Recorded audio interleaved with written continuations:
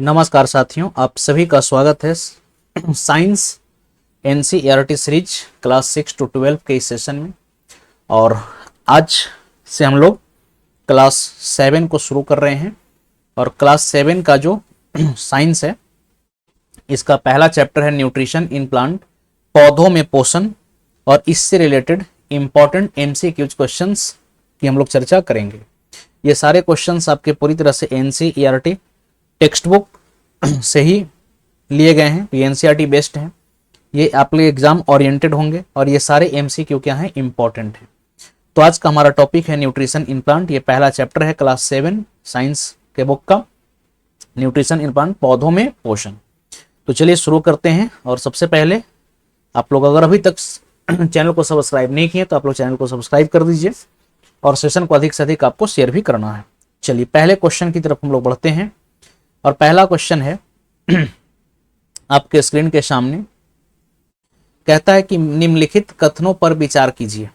निम्नलिखित कथनों पर विचार कीजिए।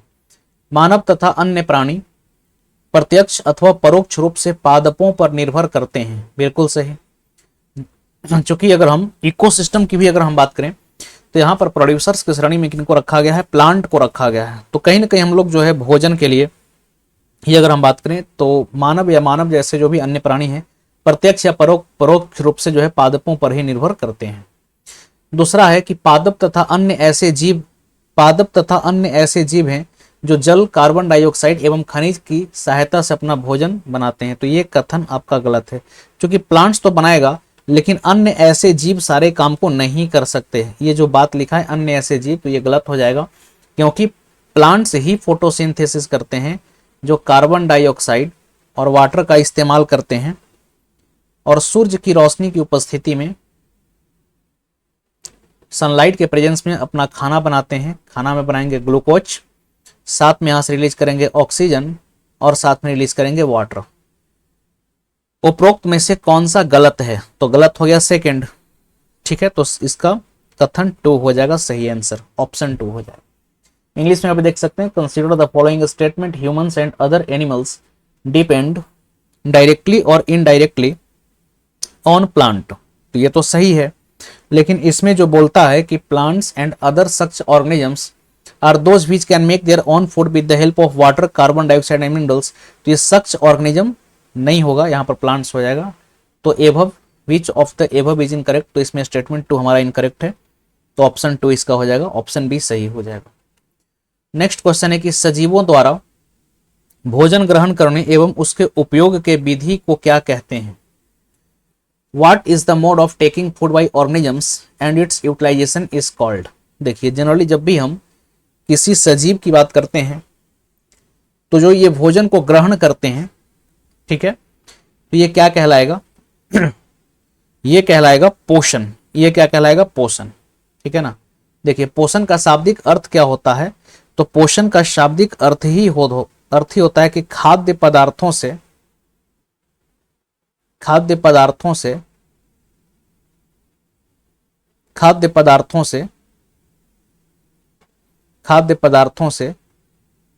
पोषक तत्व को, खाद्य पदार्थ से पोषक तत्व को ग्रहण करने की प्रक्रिया, यानी कि process of absorbing nutrients from food stuff is called nutrition. है ना, हम जो कुछ भी खाते हैं और इसमें जो भी न्यूट्रिएंट्स है, इसको एब्जॉर्ब करना ही क्या कहलाता है? पोषण कहलाता है। तो इसका सही आंसर हो जाएगा ऑप्शन सी। नेक्स्ट है कि पादप की खाद्य फैक्ट्रियां होती हैं। The food factories of plant are. क्या ये रूट है, स्टेम है, लीफ है या सीड है? तो खाद्य फैक्ट्री यानी कि आपको फूड फैक्ट्री बताना है कि कहां पर प्लांट्स के अंदर जो है भोजन बनता है। तो प्लांट्स के अंदर भोजन कहां पर बनेगा? ये बनेगा पत्तियों के अंदर, क्योंकि प्रकाश संश्लेषण का प्रक्रिया पत्तियों में होता है, इसीलिए इसको क्या कहेंगे? Food factory of the plant. Next, निम्नलिखित में से असत्य कथन की पहचान करें। जो गलत है उसका पहचान करना है। Identify the false statement from the following. कहता है कि पत्ती की सतह पर उपस्थित सूक्ष्म रंध्रों द्वारा वायु में उपस्थित कार्बन डाइऑक्साइड प्रवेश करती है। बिल्कुल सही है, यह बिल्कुल सही कथन है। पत्तियों के सतह पर छोटे छोटे छिद्र पाए जाते हैं जिसको आप स्टोमेटा यानी कि रंध्र कहते हैं, और इस रंध्र के अंदर होता है गार्ड सेल, और गार्ड सेल के खुलने से ही जो है यहाँ पर गैसियस एक्सचेंज देखने को मिलता है, जिसमें कार्बन डाइऑक्साइड एब्जॉर्ब होगा, है ना, प्रवेश करेगा पत्तियों के अंदर, और यहां से ऑक्सीजन और वाटर बाहर निकलते हैं। नेक्स्ट है मृदा में उपस्थित जल एवं खनिज जड़ द्वारा अवशोषित किए जाते हैं। बिल्कुल सही। और अगर आपसे पूछा जाए कि कौन से एक्शन के द्वारा, तो एक्शन भी आप याद रखिएगा, इस एक्शन को हम लोग बोलते हैं कैपिलरी एक्शन। अगर ये एक्शन पूछा जाए तो इस एक्शन को हम लोग बोलते हैं कैपिलरी एक्शन यानी कि केशिकत्व विधि। जल एवं खनिज वाहिकाओं द्वारा पत्तियों तक पहुंचाए जाते हैं और ये वाहिकाएं नली के समान होती है। ये भी सही कह रहा है। और अगर पूछा जाए कि कौन सा वाहिका है तो हमारा उत्तर हो जाएगा जाइलम टिश्यू। किसके द्वारा? जाइलम के द्वारा। तो सब तो हमारा सही है, तो इसमें से असत्य तो कोई है नहीं, तो और इनमें से कोई नहीं, ऑप्शन डी इसका हो जाएगा फिर करेक्ट। नेक्स्ट क्वेश्चन है नंबर 5 कि क्लोरोफिल के बारे में असत्य कथन की पहचान करें। क्लोरोफिल के बारे में असत्य कथन की पहचान करें। तो पहला यहां पर है कि यह हरे रंग के अलावे अन्य पत्तियों में भी पाया जाता है। तो यह बिल्कुल सही है, बिल्कुल सही है। यह हरे रंग के अलावा अन्य पत्तियों में भी पाया जाता है, ठीक है ना। जैसे कि यह हरे रंग के अलावे अन्य पत्तियों में भी पाया जाता है क्लोरोफिल। जैसे कि कोई पत्ता लाल रंग का है, बैगनी है या फिर भूरा है, तो इसमें भी क्लोरोफिल होगा। लेकिन होगा क्या यहाँ पर कि इसमें कुछ अलग कलर पिगमेंट पाए जाते हैं, जैसे कि एंथोसाइनिन हो गया, कैरोटीनेड हो गया। तो इन सब के कारण जो है ये हरा रंग हमारा छिप जाता है और पत्तियों का रंग हरा दिखाई नहीं देता। लेकिन याद रखिएगा क्लोरोफिल सभी पत्तियों में पाया जाता है। इसका काम क्या है? सौर ऊर्जा को संग्रहण करने में पत्तियों को सहायता करता है। बिल्कुल सही। क्योंकि दरअसल जब हम देखते हैं कि जैसे कोई अगर लीफ है, जैसे किसी लीफ की अगर हम बात करें तो लीफ के सरफेस पर क्या होता है? तो लीफ के सरफेस पर होता है क्लोरोप्लास्ट, जिसको आप हरित लवक कहते हैं। क्लोरोप्लास्ट जिसको आप क्या कहते हैं हिंदी में? तो हिंदी में इसको कहा जाता है हरित लवक। और इसी क्लोरोप्लास्ट के अंदर क्या होता है? तो इसी क्लोरोप्लास्ट के अंदर होता है क्लोरोफिल। इसी क्लोरोप्लास्ट के अंदर होता है क्लोरोफिल। ये कहां पर होता है? तो पत्तियों के अंदर बहुत सारा थैला जैसा, ये बहुत सारा सिक्के जैसी संरचना जो कि एक के ऊपर एक व्यवस्थित होती है, जिसको हम नाम देते हैं थैलाकाइड। इसको क्या नाम देते हैं? तो ये जो संरचना है इसको हम नाम देते हैं थैलाकाइड। और इसका जो ऊपर एक सिक्के जैसा संरचना आप देख रहे हैं, दरअसल ये कई सारे जब थैलाकाइड मिल जाते हैं तो इसको हम लोग ग्रेना कहते हैं। इसको क्या कहते हैं? तो ये हमारा कहलाएगा ग्रेना। और इसके ऊपर ही जो है हमारा क्लोरोफिल पाया जाता है, ठीक है ना। और यहाँ पर कौन सी धातु की उपस्थिति है? तो ये भी याद रखिएगा मैग्नीशियम, जो कि क्लोरोफिल क्या करता है कि सूर्य की रोशनी को अवशोषित करने में मदद करता है। तो ऑप्शन 2 भी सही है। नेक्स्ट कहता है कि प्रकाश संश्लेषण का अनिवार्य रूप है क्लोरोफिल। प्रकाश संश्लेषण का एक अनिवार्य रूप है क्लोरोफिल। बिल्कुल सही। क्लोरोफिल रहेगा तभी सूर्य की रोशनी एब्जॉर्ब की जाएगी, तब जो है प्रकाश संश्लेषण होगा। नेक्स्ट है कि प्रकाश संश्लेषण के दौरान पत्ती की क्लोरोफिल युक्त कोशिकाएं सूर्य के प्रकाश की उपस्थिति में कार्बन डाइऑक्साइड एवं जल से कार्बोहाइड्रेट का संश्लेषण करती है। बिल्कुल सही। तो यहाँ पर जो है, यहाँ पर चारों कथन हमारा सत्य है। और क्या कह रहा है कि असत्य कथन का पहचान करें। तो कोई भी ऐसा कथन नहीं है जो गलत है।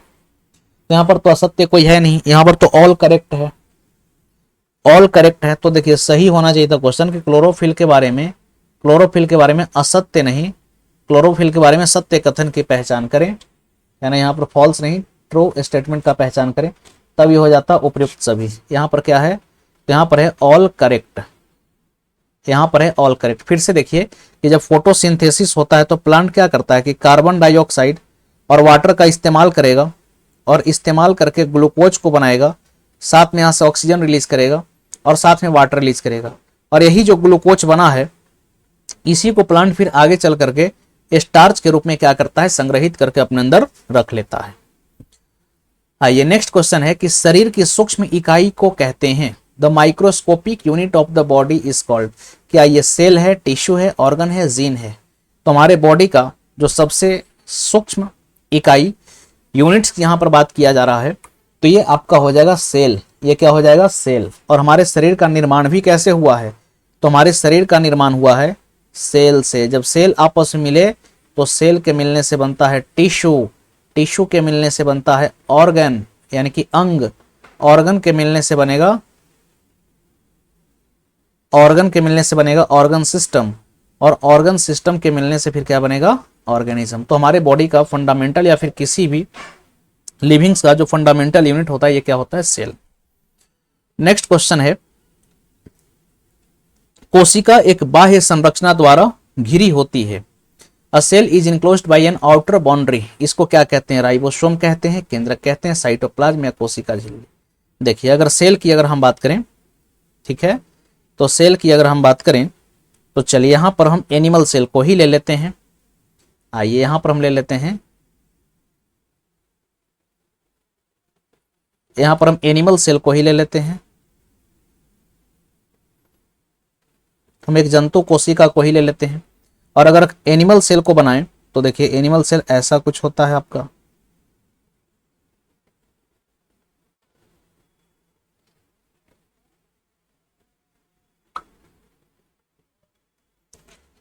सेल के अंदर क्या होता है कि सबसे पहले तो समझिए कि सेल के अंदर एक लिक्विड भी भरा होता है, सेल के अंदर एक लिक्विड भरा होता है।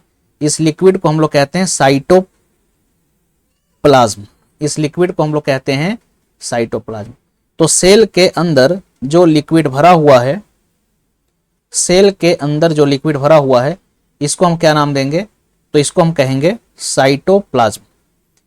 सेल के अंदर जो लिक्विड भरा हुआ है ये कहलाएगा साइटोप्लाज्म, जिसको आप कोशिका द्रव या जीव द्रव भी कहते हैं, ठीक है।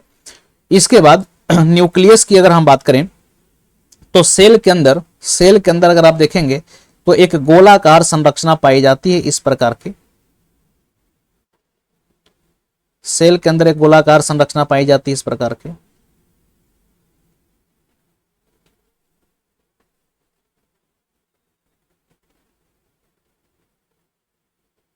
सेल के अंदर एक गोलाकार संरचना पाया जाएगा इस प्रकार का।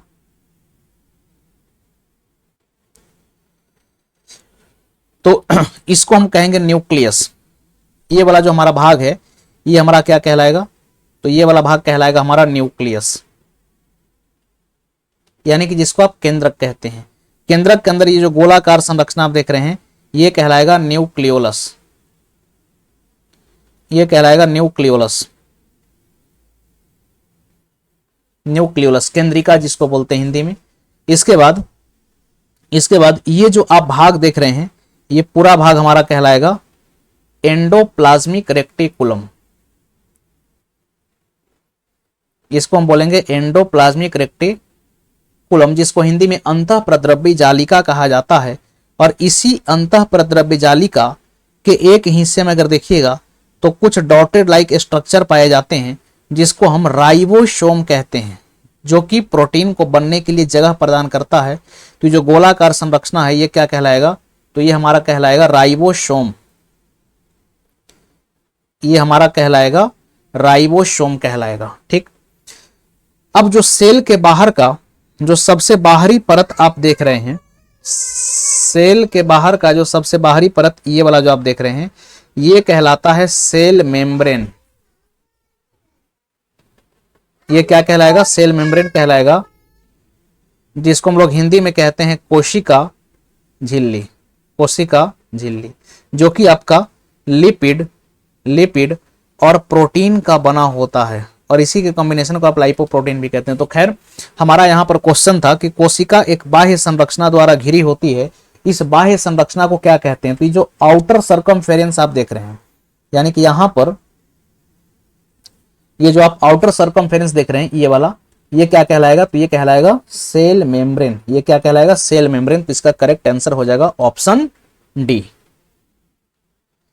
नेक्स्ट क्वेश्चन हमारा है कि कोशिका का केंद्रक चारों तरफ एक जेली के समान पदार्थ से घिरा रहता है, इसको हम लोग क्या कहते हैं? तो अभी आपको बताया कि कोशिका जो है इसके अंदर जो एक लिक्विड पाया जा रहा है, इसको हम लोग साइटोप्लाज्म कहते हैं, जिसको कि हिंदी में कोशिका द्रव कहा जाता है। तो ये किससे घिरा हुआ है? तो ये साइटोप्लाज्म कोशिका द्रव से घिरा हुआ है। और याद रखिएगा कोशिका द्रव इसी का दूसरा नाम होता है प्रोटोप्लाज्म, जिसको कि हिंदी में जीव द्रव भी कहा जाता है। और इसके अगर डिस्कवरी की अगर हम बात करें कि इसका खोज किसके द्वारा किया गया था, तो इसका खोज किया गया था डुजार्डिन के द्वारा। किसके द्वारा? डुजार्डिन के द्वारा। जबकि इसका नामकरण यानी कि नेम किसने दिया?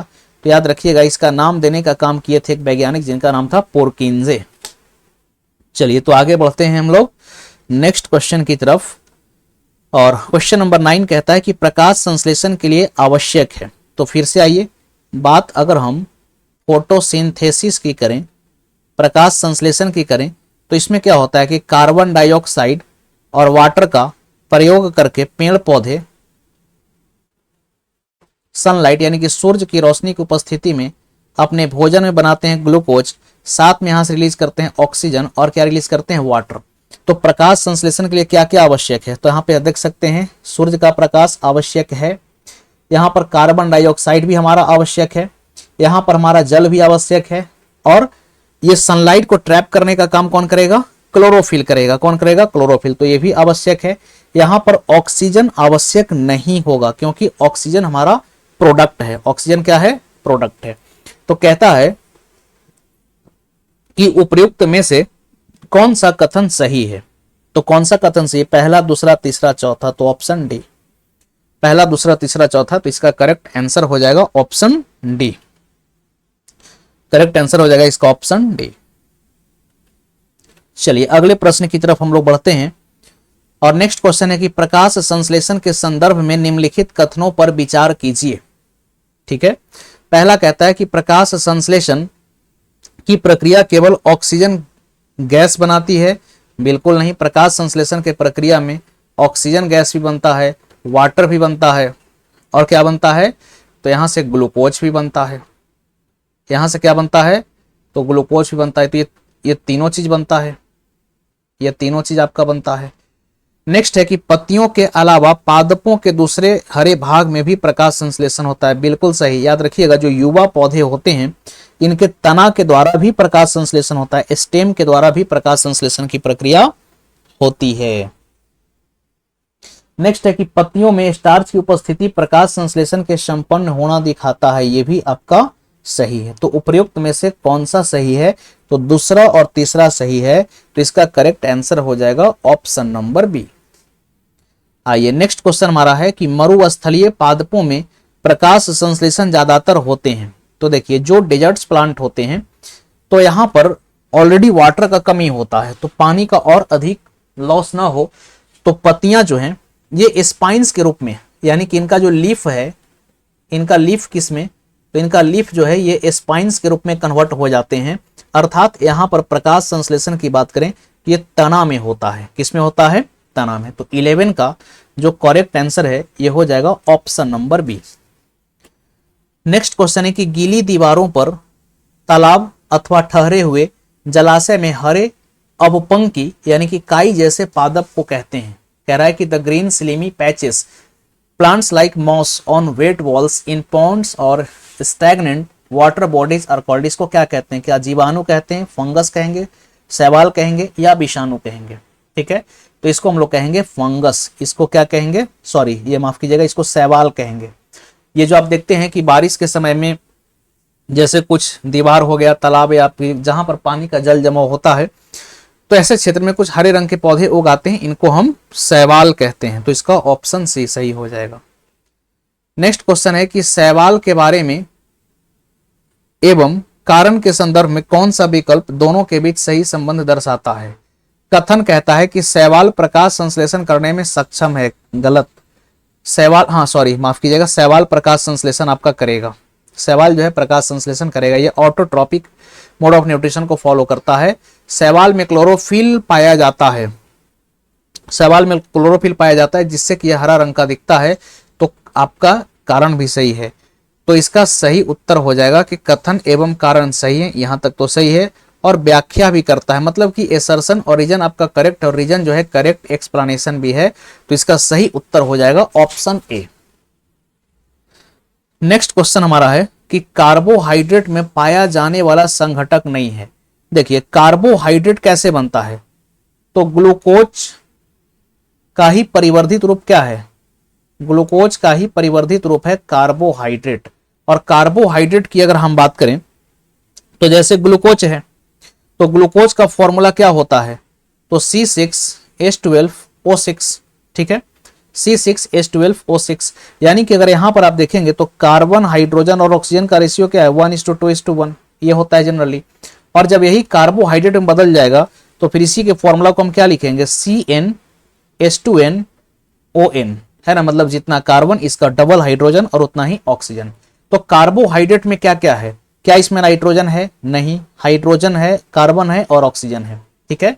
तो कह रहा है कि which is not a component found in carbohydrate, तो कार्बोहाइड्रेट में नाइट्रोजन नहीं पाया जाता, तो इसका सही आंसर हो जाएगा ऑप्शन ए। नेक्स्ट क्वेश्चन है कि निम्नलिखित कथनों में से सत्य कथन की पहचान करें। यहां पर करेक्ट स्टेटमेंट को क्या करना है, पहचानना है, सत्य कथन का पहचान करना है। पादप नाइट्रोजन का अवशोषण गैसीय अवस्था के रूप में करता है, नहीं। देखिए पेड़ पौधे जो है ये डायरेक्ट नाइट्रोजन का इस्तेमाल नहीं करते हैं, बल्कि पेड़ पौधे नाइट्रेट के रूप में जो है नाइट्रोजन का इस्तेमाल करते हैं, जो कि मिट्टी में उपस्थित रिजोबियम बैक्टीरिया नाइट्रोजन को यूजफुल नाइट्रेट में बदलने का काम करता है। प्रोटीन एक नाइट्रोजनी पदार्थ है, बिल्कुल सही, प्रोटीन में नाइट्रोजन होता है। गैसीय नाइट्रोजन को कवक उपयोगी यौगिक में परिवर्तित कर देते हैं, नहीं, ये काम रिजोबियम बैक्टीरिया का है। ये काम किसका है, तो ये काम है रिजोबियम बैक्टीरिया का। नेक्स्ट है कि प्रत्येक पादप में क्लोरोफिल पाया जाता है, ये भी सही, प्लांट्स में क्लोरोफिल होगा। कह रहा था कि सॉरी, प्रत्येक पादप में क्लोरोफिल नहीं पाया जाता है, ठीक है ना, क्योंकि कुछ पौधे इंसेक्टिवोरस भी होते हैं, कुछ सैप्रोफाइटिक भी होते हैं, कुछ आपके पैरासिटिक भी होते हैं, तो सब में क्लोरोफिल नहीं है। तो सत्य कथन का पहचान करना था, तो ऑप्शन बी हमारा क्या है, करेक्ट है, तो इसका सही उत्तर हो जाएगा ऑप्शन बी। नेक्स्ट क्वेश्चन है कि अमरबेल किस प्रकार की पोषण प्रणाली है। तो देखिए अमरबेल या जिसको कसकटा कहते हैं, ये एक प्रकार का जो है कह सकते हैं कि ये हेट्रोट्रॉपिक न्यूट्रिशन को फॉलो करेगा। ये किसको फॉलो करेगा, ये विषम पोषी होता है ना। कसकटा अमरबेल जो लताएं होती हैं, आप देखे होंगे कि हरे हरे रंग के ये लतर के रूप में जो है फैला हुआ रहता है, ठीक है। चलिए अगली बार से इसका डायग्राम भी दिखा देंगे। नेक्स्ट, अमरबेल से संबंधित कथनों पर विचार कीजिए। यह विषम पोषी प्रणाली का उपयोग पोषण में करते हैं, सही। अभी हम लोग देखिए कि इनका मोड ऑफ न्यूट्रिशन कैसा है, तो इनका मोड ऑफ न्यूट्रिशन है हेट्रोट्रॉपिक। या जिस वृक्ष पर रहते हैं उन्हें परपोषी कहते हैं, ये जिस वृक्ष पर रहते हैं उन्हें हम परपोषी कहते हैं, सही है। अमरबेल परजीवी भी होते हैं, सही है। इनमें क्लोरोफिल नहीं पाया जाता, ये भी सही है। तो प्रयुक्त में से कौन सा कथन सही, तो चारों सही है, तो इसका करेक्ट आंसर हो जाएगा ऑप्शन डी। नेक्स्ट है कि कीट पकड़ने वाले पादप के घड़ा यानी कि घट किसका रूपांतरण होता है। देखिए pitcher of pitcher plant is modification of which part. देखिए पीचर प्लांट आपको दिखाते हैं, पीचर प्लांट को आपको हम दिखाते हैं, pitcher plant pitcher plant pitcher plant pitcher plant. देखिए ये रहा पीचर प्लांट। देखिए पीचर प्लांट की अगर हम बात करें तो आप इस डायग्राम में देख सकते हैं,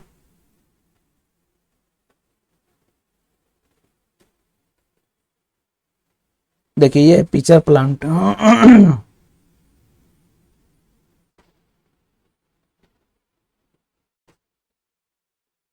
देखिए हमारा है पीचर प्लांट।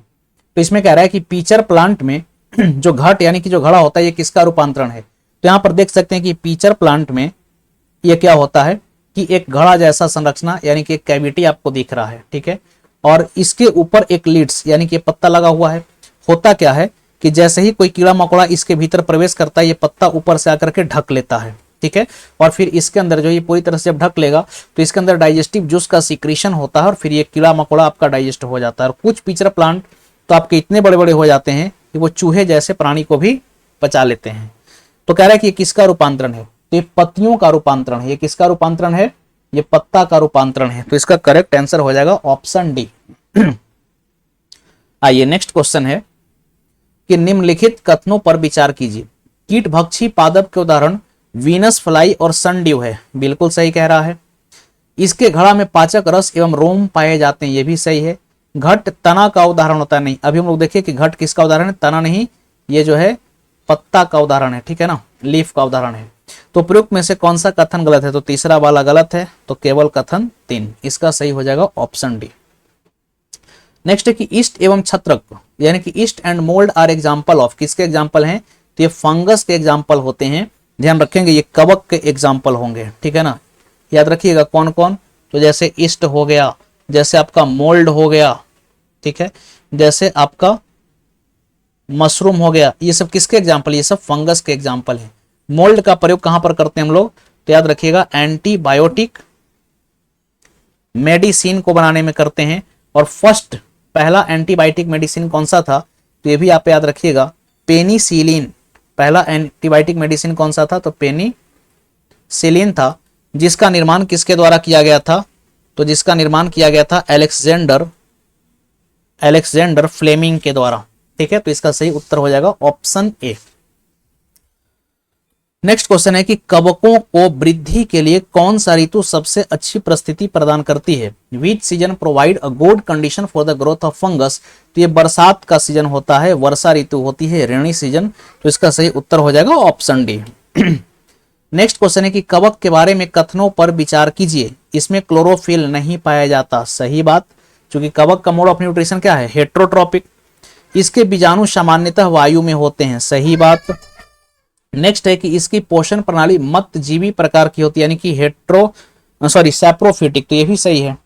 ये नम एवं उष्ण परिस्थिति में भी उगते हैं, तो ये भी आपका सही है। तो कहता है कि उपरोक्त में से कौन सा सही है, तो उपरोक्त में सभी सही हैं, तो इसका सही उत्तर हो जाएगा option number C. Next question है 23 नंबर सवाल, निम्नलिखित कथनों पर विचार कीजिए। निम्नलिखित कथनों पर विचार कीजिए, आइए विचार करते हैं। वह पोषण जिसमें कुछ जीव एक दूसरे के साथ रहते हैं तथा अपना आवास एवं भोजन एक दूसरे के साथ बांटते हैं, सहजीवी कहलाते हैं, सहजीवी कहलाते हैं, सही बात है। यानी किसी को हम बोलते हैं सिम्बायोटिक रिलेशनशिप, सिम्बायोटिक रिलेशनशिप। जैसे एक बेहतर एग्जांपल इसका लाइकेन देख सकते हैं। तो लाइकेन किसके बीच का सिम्बायोटिक रिलेशनशिप है, तो ब्लू ग्रीन एल्गी और फंगस के बीच का है, जिसमें ब्लू ग्रीन एल्गी क्या करेगा, प्रकाश संश्लेषण करेगा, है ना, भोजन बनाएगा, और इसके भोजन को फंगस खाएगा और फंगस बदले में रहने के लिए घर देगा, ठीक। तो ऐसा रिलेशन जिसमें दो ऑर्गेनिज्म भोजन और आश्रय का साझा करते हैं, इसको हम कहते हैं सहजीवन संबंध, सिम्बायोटिक रिलेशनशिप। वह पोषण जिसमें जीव किसी मृत एवं विघटित जैविक पदार्थों से पोषण प्राप्त करते हैं, मृत जीवी पोषण कहलाता है, यह भी आपका सही है। तो प्रोक्त में से गलत है, तो गलत तो कोई नहीं है। Which of the above is wrong? वह पोषण जिसमें कुछ जीव एक दूसरे के साथ रहते हैं तथा अपना आवास, तो इसमें तो फिर कोई नहीं हो जाएगा, इनमें से कोई नहीं, दोनों हमारा सही है, इनमें से कोई नहीं, ऑप्शन डी। नेक्स्ट आ जाइए, निम्नलिखित में से कौन से सहजीवी संबंध का उदाहरण है। शैवाल और कवक, शैवाल और कवक बिल्कुल सही। अभी आप देखिए ब्लू ग्रीन एल्गी और फंगस। शैवाल और जीवाणु नहीं, कवक और जीवाणु नहीं, पादप और जीवाणु बिल्कुल सही। जैसे आप प्लांट को ले लीजिए और इसके जड़ में क्या होता है, तो इसके जड़ में होता है रिजोबियम बैक्टीरिया, तो ये भी एक सिम्बायोटिक रिलेशनशिप है प्लांट और बैक्टीरिया के बीच में। इसमें जो है रिजोबियम बैक्टीरिया क्या करेगा कि रिजोबियम बैक्टीरिया जो है ये नाइट्रोजन को बदल देगा किसमें, नाइट्रेट में। रिजोबियम बैक्टीरिया का काम क्या है कि जो भी नाइट्रोजन होगा इसको ये आवश्यक नाइट्रेट में बदलने का काम करेगा, और फिर प्लांट जो है इसका इस्तेमाल करेगा, और जब प्लांट इस्तेमाल करेगा तो प्लांट फिर प्रकाश संश्लेषण करेगा, भोजन बनाएगा, तो ये खाने के लिए रिजोबियम बैक्टीरिया को देगा। तो यहाँ पर दोनों लाभान्वित हो रहे हैं, तो इसका ये भी हो जाएगा। तो पहला और चौथा सही है। तो नीचे दिए गए पुट का प्रयोग करके सही उत्तर का चयन कीजिए। तो पहला और चौथा हमारा सही है, तो इसका करेक्ट आंसर हो जाएगा option number D. Correct answer हो जाएगा ऑप्शन नंबर डी। चलिए, तो आज के सेशन का ये हमारा आखिरी प्रश्न था। यहीं पर हम लोग करेंगे सेशन को समाप्त। बाकी अगर आपको सेशन अच्छा लग रहा है तो आप चैनल को सब्सक्राइब कर लीजिए बेल आइकन को प्रेस करना है और सेशन को अधिक से अधिक आपको शेयर करना है और कमेंट बॉक्स में आप जरूर लिखिए कि आपको सेशन कैसा लग रहा है। चलिए फिर हम लोग मिलते हैं अगले चैप्टर के प्रश्नों के साथ। Thank you to all of you.